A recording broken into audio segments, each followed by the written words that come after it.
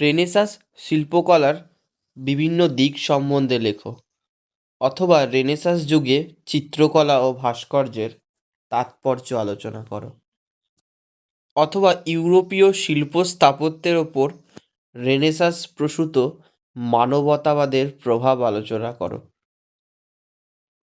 যে শব্দটিকে আশ্রয় করে ষোড়শ শতকের ইউরোপ ইতিহাসের একটি বিশেষ কালপর্বকে মানুষ অনুধাবন করতে সচেষ্ট হয়েছে, যে শব্দটির দ্বারা মানুষ বুঝতে চেয়েছে নিজেকে এবং তার সমসাময়িক যুগকে, তা হলো রেনেসাঁস বা নবজাগরণ।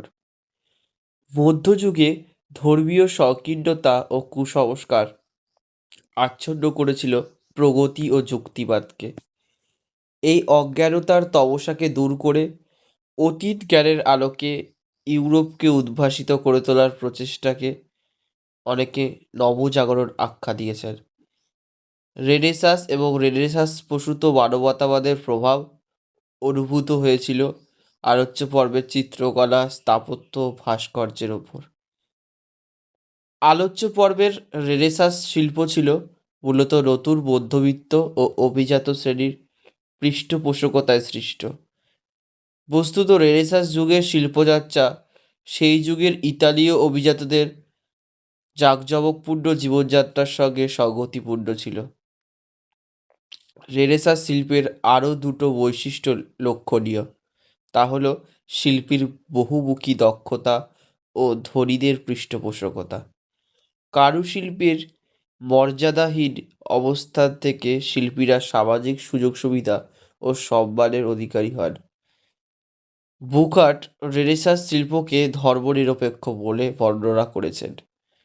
রেনেসাঁস ধর্মনিরপেক্ষ বা কোনো কোনো ক্ষেত্রে ধর্মবিরোধী আন্দোলন রূপে পরিচালিত হলেও রেনেসাঁস শিল্পীরা ধর্মকে, অর্থাৎ খ্রিস্ট ধর্ম ও খ্রিস্টের মহিমাকে পুরোপুরি উপেক্ষা করেননি।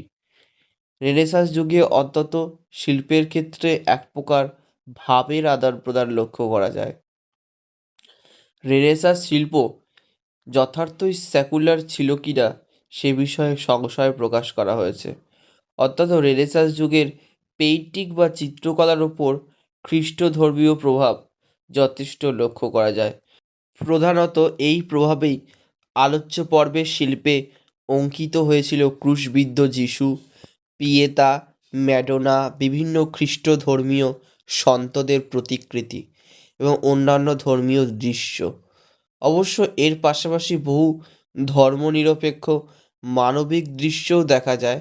এগুলির মধ্যে অন্যতম ছিল নিসর্গের অপূর্ব দৃশ্য, দৈনন্দিন জীবনের বহু চিত্র, যেমন হাট বাজার, নানাবিধ পণ্য, ফলমূল, সাধারণ মানুষের সমাবেশ প্রভৃতি, এবং অসামান্য সুন্দর বা নিতান্তই সাধারণ দর্শন, নরনারীর প্রতিকৃতি প্রভৃতি।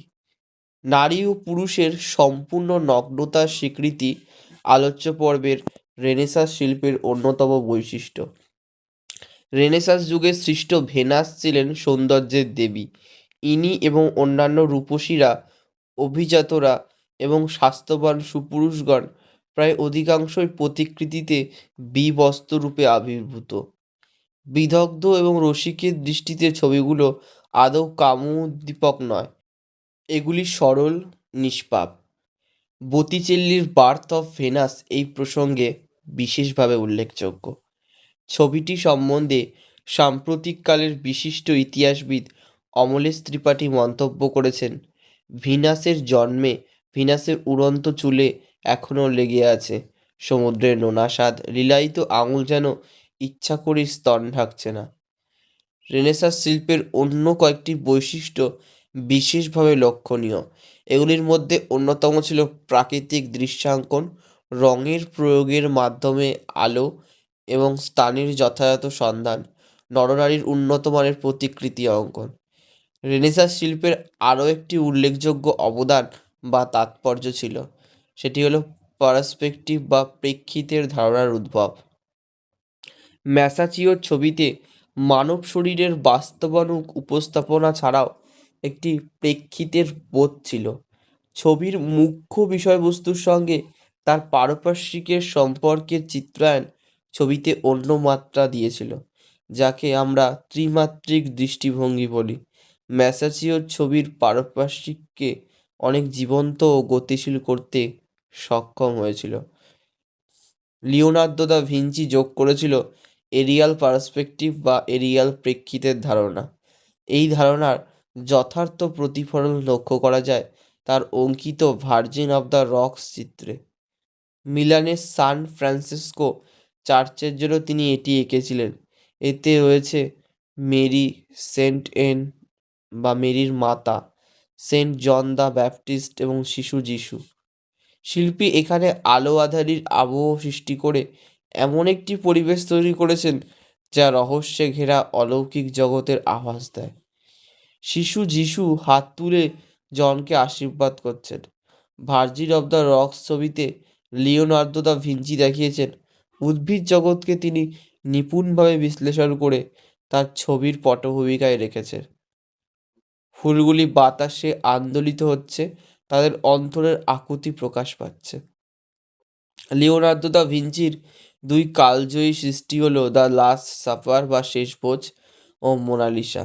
তার ছবিতে ভ্যানিসিং পয়েন্ট পার্সপেক্টিভের ব্যবহার ছাড়াও ছবির পটভূমিতে কোনো মধ্যযুগীয় বাহুল্য নেই। চিত্রায়িত চরিত্রগুলির প্রতিকৃতি ও ব্যক্তিত্ব এখানে শিল্পের মূল বিষয়বস্তু। গিরলান দায়ও শেষ ভোজের ছবি এঁকেছিলেন, কিন্তু তা রসোত্তীর্ণ হয়নি। এতে সঙ্গতির অভাব দেখা দিয়েছিল। লিওনার্দো দা শেষ ভোজে নাটকীয় সঙ্গতি আশ্চর্য রকমের।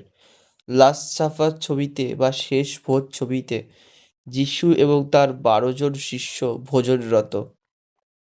খ্রিস্টের ক্রুশবিদ্ধ হওয়ার আগের দিন এই চিত্রে শান্ত অবিচল যিশু ঘোষণা করেছেন, এই 12 জনের একজন বিশ্বাসঘাতকতা করে তাকে শত্রুর হাতে তুলে দেবে। 12 জনের মুখের অভিব্যক্তি নানা প্রকার, কেউ বিস্মিত, কেউ ভীত সন্ত্রস্ত, কেউ বিষণ্ণ, কেউ ক্ষুব্ধ, কেউ বা প্রতিহিংসাপরায়ণ। লিওনার্দো দা ভিঞ্চির অন্য সেরা সৃষ্টি হলো মোনালিসা। প্রাকৃতিক পরিবেশের মধ্যে ব্যালকনিতে এই অপূর্ব রহস্যময়ী নারী মূর্তি দাঁড়িয়ে রয়েছে। সময়ের প্রেক্ষিতে লিওনার্দো দা ভিঞ্চি সৃষ্টি করেছিলেন এমন এক শান্ত রমণীকে, যার ঠোঁটে ফুটে উঠেছে এক অব্যক্ত রহস্যময় হাসি। মুখের হাসি বিষণ্ণতা, আনন্দে না আবেগের সমালোচকরা হদিশ করতে পারেননি। রেনেসাঁস যুগে ভাস্করদের মধ্যে অন্যতম ছিল মাইকেলঅ্যাঞ্জেলো, ভেরোচ্চিও এবং দোনাতেল্লা। মাইকেলঅ্যাঞ্জেলোর অবিস্মরণীয় সৃষ্টি ডেভিডের মূর্তি। অনেক বছর আগে দোনাতেল্লা ডেভিডের যে মূর্তি করেছিল, মাইকেলঅ্যাঞ্জেলো তার নতুন রূপ দেন।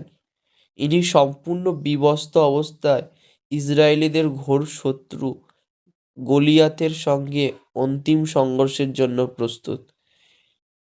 এই ডেভিডের স্কন্ধে একটি ক্ষেপণাস্ত্র বিশেষ রয়েছে। এই প্রতিকৃতিটি 1501 থেকে 1504 খ্রিস্টাব্দের মধ্যে নির্মিত হয়েছিল। ডেভিডের পেশিবহুল দেহ, কুঞ্চিত কেশ গ্রিক রীতিকে স্মরণ করিয়ে দেয়। মাইকেলঅ্যাঞ্জেলো শুধু গ্রিক রীতি অনুসরণ করেননি, তিনি পেগান রীতি ও বলিষ্ঠতাকে এর সঙ্গে মিশিয়েছিলেন। তিনি শরীর সংস্থান বিদ্যায় পারদর্শিতা অর্জন করেছিলেন। তার ডেভিডের হাতের শিরাগুলো স্পষ্ট দেখে বোঝা যায়। ভেরোচিওর ডেভিড বালক, মাইকেলঅ্যাঞ্জেলোর ডেভিড দীপ্ত যুবক। তার তেজদীপ্ত ভঙ্গি দর্শককে মুগ্ধ করে। দোনাতেল্লার ডেভিড এই দৃষ্টিভঙ্গি ও তেজ লাভ করেনি। মাইকেলঅ্যাঞ্জেলোর দ্বিতীয় মূর্তিটি সুরার দেবতা ব্যাক্কাসের। ইনি একাধারে মদ্যপ ও উলঙ্গ। এর দক্ষিণ হস্তে পানপাত্র এবং বাম হস্তে একগুচ্ছ দ্রাক্ষা, সেগুলি এনার অলক্ষ্যে চুরি করে ভক্ষণ করছে একটি ক্ষুদ্রাকৃত গ্রিক রোমান দেবতা। ইনিও সুরাসক্ত। সমকালীন ধর্মীয় সংস্কার মুক্ত কিন্তু উচ্ছৃঙ্খল ব্যভিচারী জীবনযাত্রার জীবন্ত প্রতীক এই মূর্তিটি। এটি 1497 খ্রিস্টাব্দে সৃষ্ট। এছাড়া তার উল্লেখযোগ্য আরেকটি ভাস্কর্যের নিদর্শন সেন্ট পিটার্স গির্জায় প্রতিষ্ঠিত একটি মর্মস্পর্শী পিয়েতা। যেটি 1498 খ্রিস্টাব্দে নির্মিত। পিয়েতা হলো মাতা মেরির বিষণ্ণতায় শোকাকুল একটি দৃশ্য। কোলে শয়ান মৃত পুত্র। মায়ের এই বিষণ্ণতা ভাষায় প্রকাশ করা যায় না, হৃদয় দিয়ে অনুভব করতে হয়। বিশ্বের সব দুঃখ বেদনা এর মধ্যে ধরা পড়েছে। এর জন্য এর নাম হচ্ছে পিয়েতা, করুণা। মাইকেলেঞ্জেলোর একটি মহান সৃষ্টি হলো লাস্ট জাজমেন্ট বা শেষ বিচার।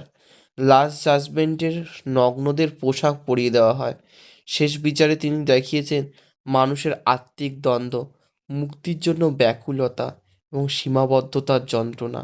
শেষ বিচারে যিশু নিউ টেস্টামেন্টের প্রেমময় করুণা ঘন মানবত্রাতা নন, তিনি পেশিবহুল ভয়ঙ্কর এক রুদ্রমূর্তি। ক্ষমা নেই তার বিচারে। রেনেসাঁস শিল্প ছিল মানব সভ্যতার অন্যতম শ্রেষ্ঠ অবদান। এই যুগের শিল্পীরা তাদের স্থাপত্য, ভাস্কর্য, চিত্রকলায় পূর্ণ প্রাণের ও জীবনের জয়গান গেয়েছিলেন। রেনেসাঁস শিল্পীরা শুধু বাস্তবের মধ্যেই সীমাবদ্ধ থাকেনি, চোখের আলোয়, চোখের বাইরে অতীন্দ্রিয় লোকে উত্তরণে সচেষ্ট হয়েছিলেন। তাদের শিল্প শাশ্বত সৌন্দর্যের প্রতীক ও কালজয়ী।